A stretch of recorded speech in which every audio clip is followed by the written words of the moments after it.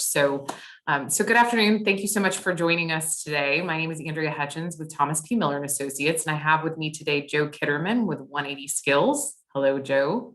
Hello. So Joe is going to give us a brief demo and maybe even answer some questions from the audience, if there are any, with regard to 180 Skills and the benefits of using 180 Skills, at least to those Hoosiers who are eligible. So just as a reminder to everyone, before Joe gets into what 180 Skills is and how it can be used, we were introduced to 180 Skills through the Indiana Rapid Recovery Plan.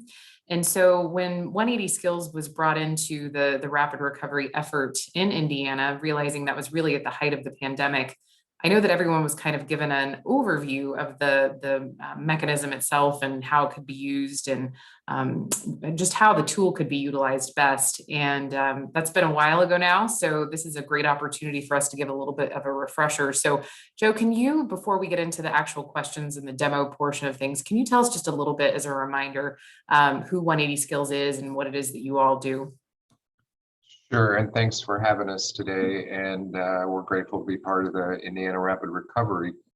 So we are an education technology company headquartered here in Indianapolis. We've been at it for over 12 years, and we specialize in online skills training for the manufacturing and logistics sector. And then we also have a large library of what we call employability skills that are good for anybody in any job at any level. So like I say, we've been doing this quite a while. We now serve in 34 states and are continuing to build out new content day over day. So excellent. So understanding that you all have quite a large library, and referencing the pandemic recovery effort, can you tell us who is actually eligible at this point to be able to use the 180 Skills Library in Indiana? Sure, that's a great question. So first and foremost, COVID impacted Hoosiers, which is really any Indiana resident. I don't think there's any of us who are not impacted. So access is open to all Hoosiers. It is open and being used by the state's workforce system in all 12 regions. We are serving every single employer in the state. So any employer, regardless of sector or business type, can sign up for access, and we set them up as a standalone customer, just like we would any normal subscribing company. And then we are also serving the state's Adult Basic Education Network, the state's Vocational Rehabilitation Network, and the state's JAG, or Jobs for America's Graduate Network, which serves at-risk high school students. Excellent. So it's quite a large audience. So I do have to ask then, especially for those people who are watching and wanting to learn a little bit more about 180 Skills, is there an ideal user for the 180 Skills platform? I think we impact everyone in a different way. So the way that we have set it up for the Indiana residents, and I'll share my screen to kind of talk about this. And for those of you who may not be familiar with how to get to these benefits, you just go to our homepage. This is the 180 Skills homepage, and about halfway down, we have links for the programs in Indiana and Connecticut. You can click on the resident button. And this is a page dedicated for Indiana residents to help guide them in their journey through recovery. So we worked with the governor's team and the workforce team, and to answer your question about the ideal student, we're navigating 3 different types of people. So first and foremost, if they are unemployed and need a job right now, out of work, we have a pathway that learning pathways that are shorter, less than 40 hours, that align with in-demand occupations. So we're getting people who are really in trouble and out of work and need a living wage to go there, do 40 hours of work, get a job. The second group we're targeting are the underemployed. So people who may have a job, but it's not enough to sustain their families or the standard of living that they're trying to achieve. So for that group, we're navigating them to our state workforce programs that culminate in an industry credential opportunity. There's 13 unique programs. They take a little bit longer, probably for a working adult, 2 to 3 months to complete. But those are aligned specifically with the manufacturing logistics industry, and we're pretty confident we'll get someone a good middle skills job. So that's kind of the middle. I'm working, but I really need a better job and I don't know how to get there. And then the third group that we're navigating are people who may be working in a job that they like, but they don't have access to the skills they need to move up in that career pathway. So we've curated the library into 150 unique groups of courses that are very skill specific. So for example, Microsoft Office, Microsoft Word and Excel, or blueprint reading, or CNC machining. So for working adults, again, who are in a job and they're not able to get these skills in the workplace, or maybe not as quickly as they would like, or don't have time or money to go to a traditional educational event, they can come to the system and pick and choose based upon their knowledge or their employer requirements, the unique discrete skills they need to get to that next level and the next and the next. So it's really 3 different types of people, in the world right now, in Indiana. Excellent. So, we saw some recent research come out that said somewhere between 60 and 80% of the workforce is willing to completely switch careers. So I feel like number 3 may be hitting a lot of people there. So it looks like you're already kind of going into how a user gets introduced into 180 skills. So if you could just kind of show us, one of the bigger concerns that we hear quite often is, how do you take a person who may be not computer literate and introduce them to an online learning platform? So are you seeing my browser screen, Andrea? Yes. Okay, so again, with that in mind, and in everything that we do, we always think first about the most potentially compromised or marginalized learner, and digital literacy is an issue. So when a learner signs up, an Indiana resident, they get a clear 1-page set of simple instructions on how to log into our system. And sign up for a resident is as easy as you can make it. It's first name, last name, zip code, email address, and they are within 24 hours enrolled in the system, receive an email from us with these simple work instructions. But step 1, I'll go back to my 1, 2, 3, is for them to access what we call the content library.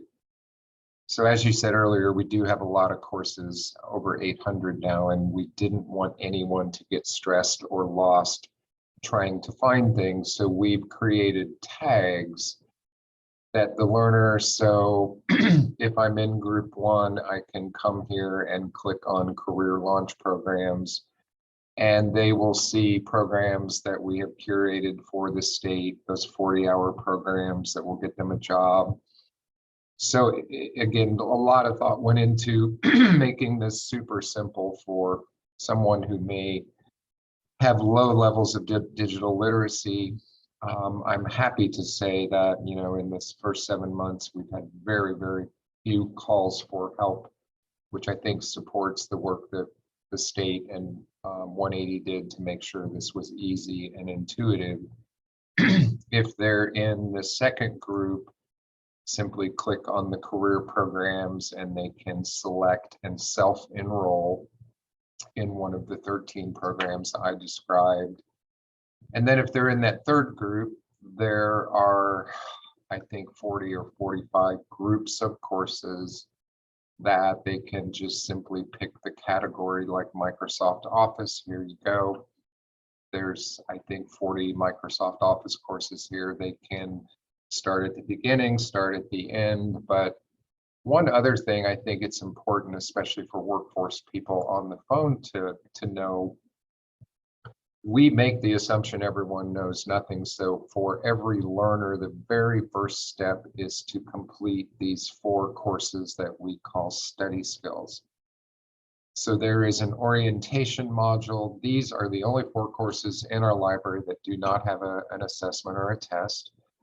These are solely for the benefit of the learner.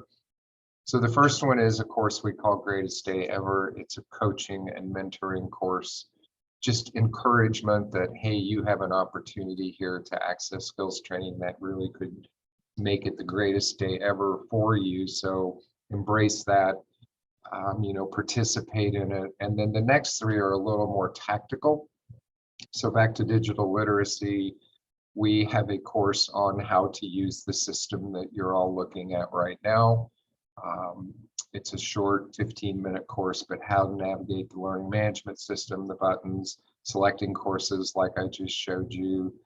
The third one, I'm sorry, I got it backwards. The third one is about the LMS. The second one is actually how to navigate a course. So our course has an interface with forward, backward buttons and a volume control and some animation play buttons, and we just make sure they know how to do that. And then the fourth one, and maybe the most important, is how to be a good online learner.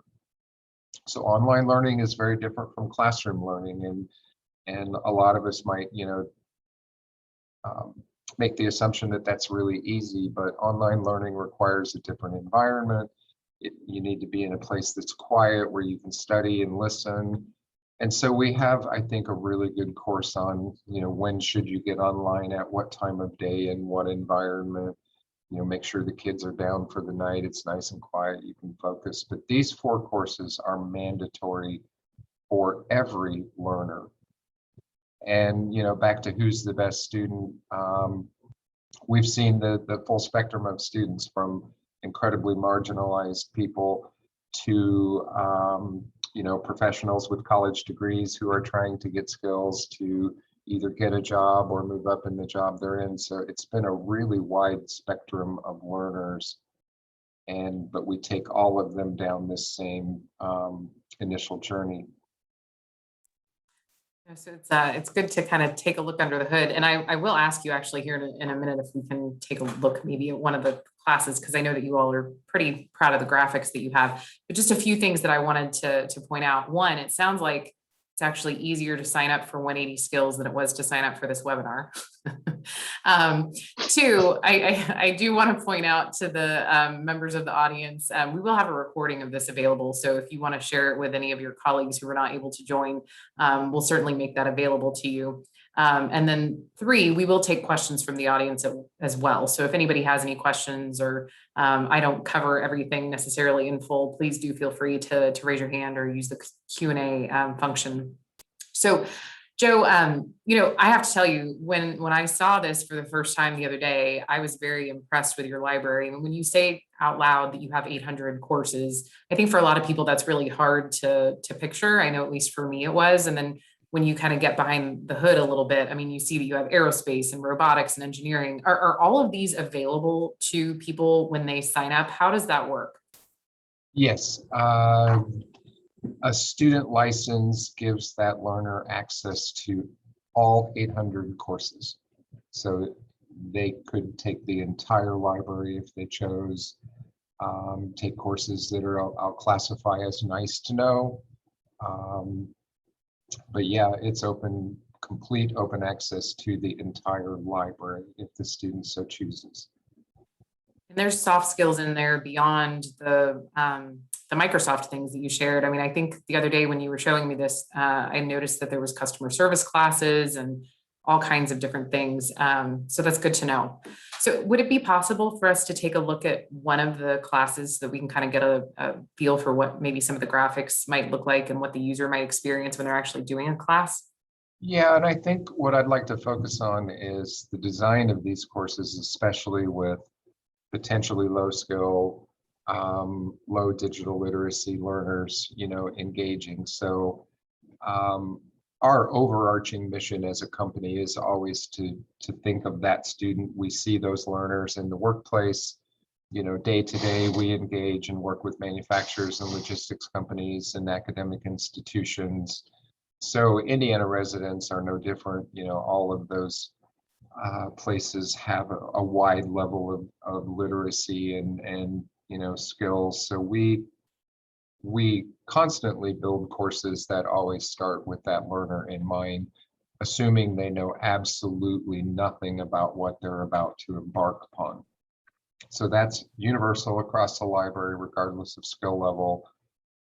This is a course on a precision measurement tool, and the tool is not important to the conversation today, but I'll pick on you, Andrea. I don't know if you've ever seen what is called a height gauge, but we start every course at what we describe as 50,000 feet. So again, assuming the learner knows absolutely nothing, dear learner, welcome to this class. You're about to learn about this thing called a height gauge.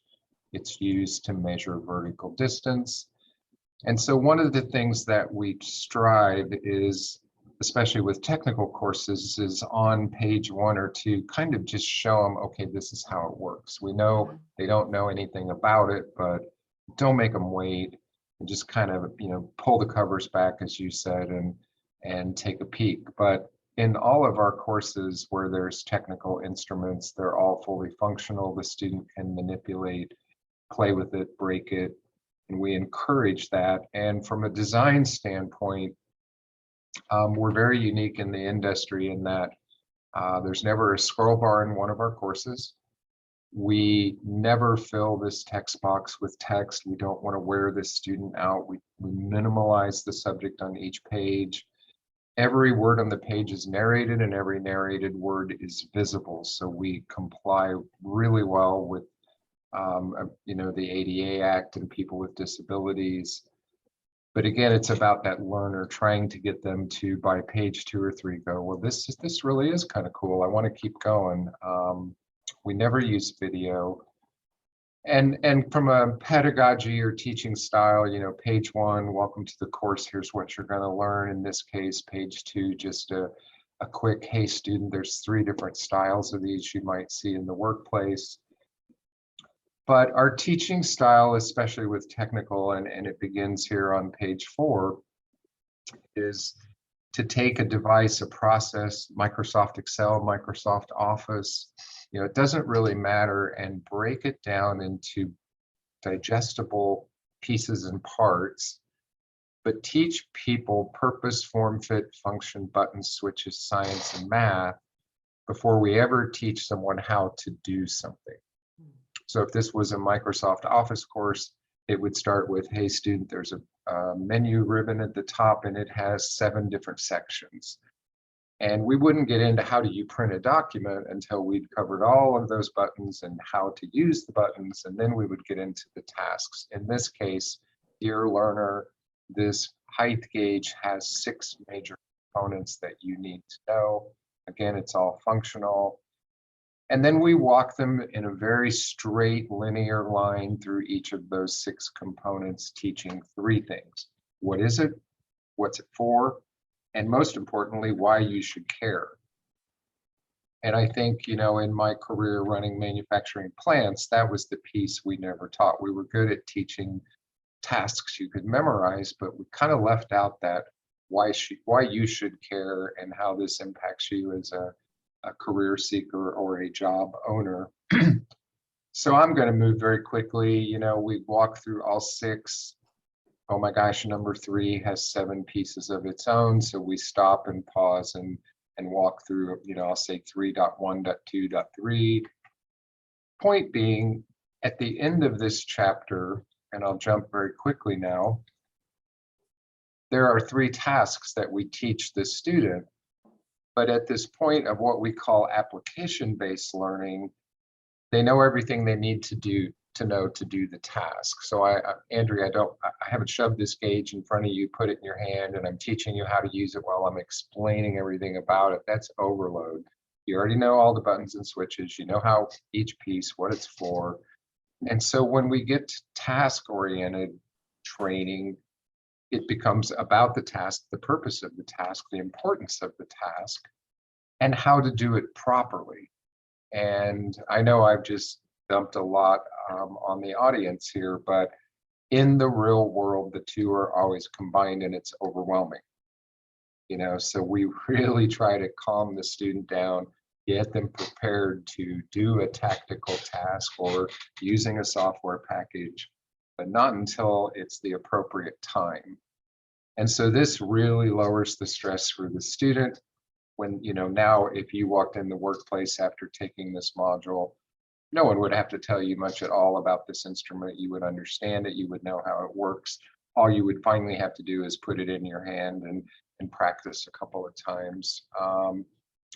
In the soft skills arena, you mentioned our employability skills. We do have 167 employability skill courses that are basic skills like math, geometry, career building, skills around personal finance to help the learner manage their personal life and their financial activities. And again, written for people who have never in their life had a coach or anyone take the time to guide them. We have a full suite of what everyone would think of as soft skills: communication, team building, conflict resolution, diversity, workplace skills. So the 165 employability skills are good for anyone in any career, in any job. So they are good for factory technical workers. They're awesome for front office workers. We have banks and financial institutions and companies of all kinds using this part of the library. But I wanted to share what they look like because we've taken a different route than the rest of the world. We don't do videos of human beings behaving badly and call that soft skills. We go full Disney Pixar, again, trying to get that student engaged, chuckling, laughing. These are a whole lot more difficult and costly to build than just taking a video of you and I in a setting and me pointing my finger and saying, "Bad Andrea," and telling the world, "Don't act like Joe." But it does get the learner engaged. And one thing I want to say about all of these courses, they are all college level credit worthy courses somewhere in the United States of America. So these are meaningful college-based courses built to college standards and against academic, standards for credit. So although they may be fun and entertaining and anecdotal, they are, teaching to recognize levels of standards for all these topics. Does that make sense, Andrea? It makes a lot of sense. And I'm kind of enjoying some of the the fodder that we're seeing here on screen. So no, and I also have to say, I kind of wish that these courses were available when I did shop class, because then I would know what a height gauge was. So this is great. And I appreciate you kind of taking us behind the scenes here so that you can see what a user might actually see.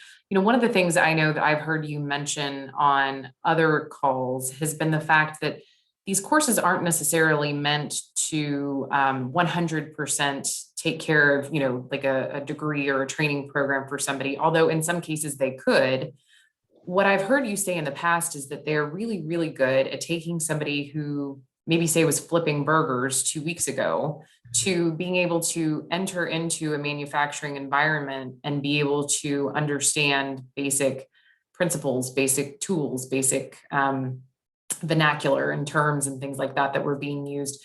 Is there any other way that, if I'm in the workforce environment right now, that I could be helping to direct those individuals who are really kind of looking at starting a new career field, how they might use this to move forward in that regard? Yeah, actually, as I said, all of this is available to all 12 workforce boards in Indiana. And I want to share, again, we've got this big library that we've organized to do 7 or 8 things in the state of Indiana. So the COVID impacted residents, the workforce, the employers is a key one. And all of our workforce partners have people in those offices who deal with local businesses. And we've been working with Lisa Metcalf of the state to educate employers that this is accessible to them, and we can organize this library uniquely for each and every employer. So the employers can take the skills that they need. For example, to get someone through the front door as an entry-level production technician, that might be 12 or 13 courses for my company, and you might require 18 or 19. We don't care. Organize it exactly the way you need, dear employer, to get someone, or what we call create your own skilled worker. But more to the point of your question, we're also helping employers organize groups of courses, or what we all now call learning paths, for that incumbent worker training, to get that person from an entry level status to the level 1, level 2, whatever that job may be.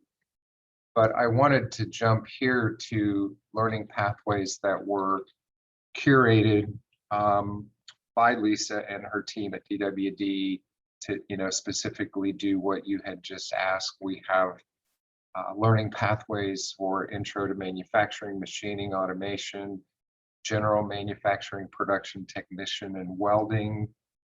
They curated some of our employability skills, so groups of courses to teach basic and intermediate Excel and Word, for people who may be looking for a job for the first time, or have never had a career building class at the community college. We have some great career building pathways, personal finance pathways, customer service, and communication. So these badges represent groups of skills courses.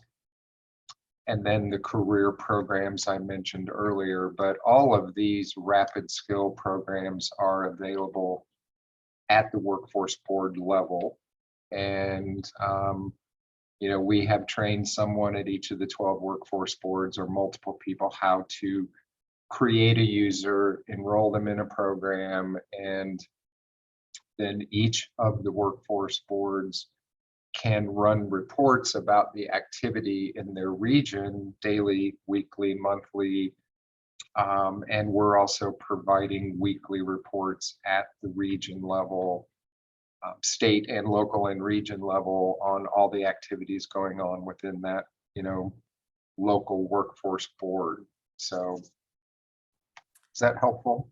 It is. And, you actually hit on something that I wanted to ask you to elaborate on just a little bit earlier. So the customer service aspect of what it is that you all do, whether it is, creating curated career path programs, or, creating things specifically for the workforce boards, you touched on something that I think is the first time that I've heard this. You had mentioned that users had not reached out to you with issues or complaints. It sounds like you all are providing customer service on the back end as well. So is it what I'm hearing correct? Is that once a user signs up, that they do have access to you all for customer service if there is any issues? Well, I'll say that's not accurate completely. Okay, I thought maybe users find us through the internet, and our phone does ring. Okay. If we're able, we try to help them, but in most cases, it's best for us to redirect them to their local workforce board representatives, who are better trained and equipped to handle some of the issues they may be having. So I apologize if I overstated that. We do talk to people, but we do measure success by how many times the phone doesn't ring. And I will say, since the beginning, I think we're all collectively pretty happy that there's not been an onslaught of phone calls and overwhelming high volume issues. It's really been very, very few who really did need help that we couldn't provide in a digital format. And to me, that's a sign of success, when people are able to get what they need without assistance, and especially in a process that could be potentially complicated for, again, people with low levels of digital literacy. And the state did a great job of the sign-up process through Your Next Steps Indiana. As I mentioned earlier, students navigate there, they pick short-term certificates. They have 4 choices. If they choose 180 skills, they're immediately taken to a very simple page with a very simple form, first name, last name, county of residence or zip code, and that's it. There's no onerous or laborious process of approval and, back and forth emails. All they have to do is fill that form out and they're enrolled and off and on the journey to achieve whatever it is they need to accomplish. And I think that's amazing that it's so simple, again, with the learner in mind. So no frustrations on the front end with waiting days to approve. It really is incredibly considerate of the state some of these people may be in, and just getting what they need, and let's get it done. So Awesome. So, how long are these licenses that the state has already paid for? Because I do just want to make that clear. This is a program that the state has already paid for Hoosiers. How long are those licenses available, Joe? the program right now is it was a 2-year program that started in June, so this will continue through June 2022. Okay. So learners will have, anywhere from today, I guess, 17 months, 18 months, if they need. I think most people will get the benefit they need and move on, but technically the program is operational until June of 2022. Okay. And when somebody signs up for and finishes a course, how long is the average time to actually finish the course that you're seeing? Well, as I said earlier, these are all on average 40 hours or less. Okay. Some 60, some 20, some 25, but I think the goal was a week, week and a half, no more than 2 weeks, get them on their way to a job.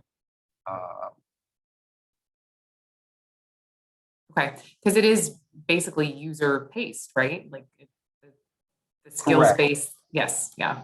Yeah, Okay. and it's, these manufacturing pathways that you see on the screen are 5 to 16 hours. These are maybe a little bit longer. The career programs, student contact time sitting in front of the computer, 80 to 160 hours. So Okay. calendar days is a difficult conversion. If you want to sit down and, plow through this in a week or two, you could. It's really up to the time that the student has to apply to learning. And I would say for most people that, the time is not a luxury. So we tried to make it 2 to 3 months is based on someone spending 2 to 3 hours a day, 5 days a week, which would be a lot of work for, anyone working and trying to manage a family and other priorities. So we try to keep that in mind. If that makes sense.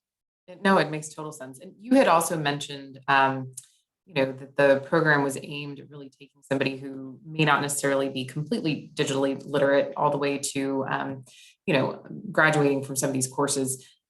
Understanding that some of that population is non-English speaking, how many languages do you currently have this program available in? About half the library is in Spanish. We do have other languages which probably aren't that applicable in the Midwest, but we have Czech, Bulgarian, French, German, if there are people who need those. But we're working really hard this year to get the balance of the library translated into Spanish. Okay, that's good to know. So, Joe, really, I appreciate you coming on today and kind of helping us, get a better understanding of the program that we have, really, that's readily accessible and at our fingertips that the state was kind enough to pay for. Is there anything else that we need to let the individuals from our workforce boards and our workforce partners know about before we wrap things up today? Yeah, I'd just like to make a couple comments. So, Sure. These licenses can be used more broadly than the way we traditionally work together, which is just only eligible training provider list programs like the career programs. Certainly those are now available at no cost, but please keep in mind that we/you have the ability to create groups of courses or programs any way that you see fit to fit your local or regional need. We encourage you to engage with your local employers. This is free for them until June 2022. And, we've had a pretty great turnout in Indiana from employers. And as I said, each employer gets their own private space, their own private universe to manage their employees, their users, and the ability to organize the library against their job descriptions, their learning goals. I mentioned adult basic education programs, which are, tied back to the regions.